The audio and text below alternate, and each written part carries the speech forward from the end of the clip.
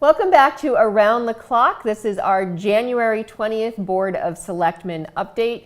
We had a rather full meeting. It started with regular citizens' participation, but our first thing that we did, which was a very positive thing, was we were able to appoint Michael Herbert as our town manager, full-time town manager, and we'll get to speak with him later in the show. Carl, thoughts on that appointment? I think it's a great appointment. I totally supported it.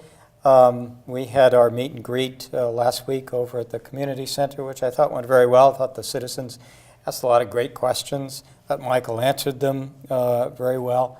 And he knows the issues, and so there won't be any learning curve there. I think that we'll be able to just pick it up in stride. So I'm looking forward to it. Right, he was able to jump right in. Mm-hmm. We also had some appointments. We appointed members to the Warren Woods Ad Hoc Committee. We expanded it in our January 6th meeting, and we had Carl get appointed, as well as Tricia Kendall from the Sustainability Committee, and then Greg Wands from the Open Space Committee. Right. And we have one more. And we have a member that we have to have appointed from the Historical Commission, which will fill out the expanded Warren Woods Ad Hoc Committee.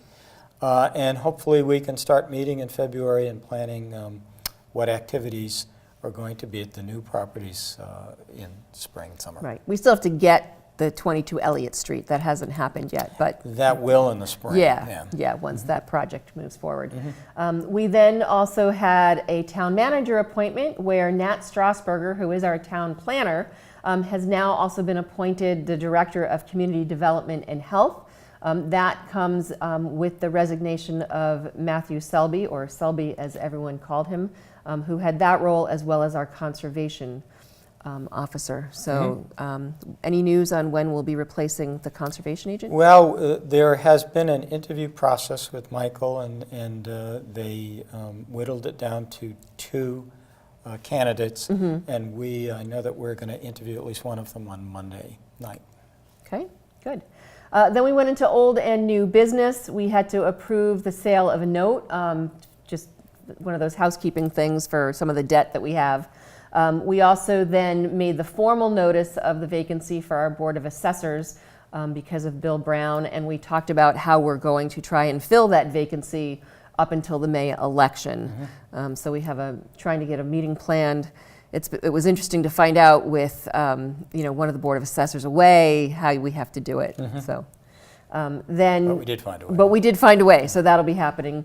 We had to accept a gift.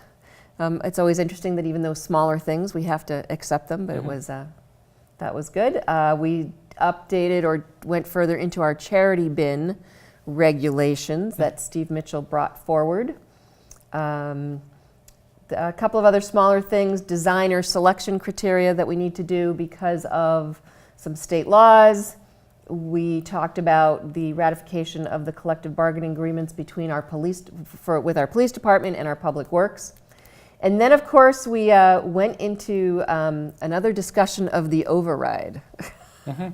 The override has been taking a lot of time lately. It has been, and it did last night as well. And a lot of good discussion, I think. You know, there's a lot of fleshing out that's been done, and that still needs to be done. But I think it's been a healthy discussion so far. Well, and as members of the board, we've all said yes, we're going to put an override on the ballot because the citizens need to make that decision. It's just making sure that what gets put on is the best.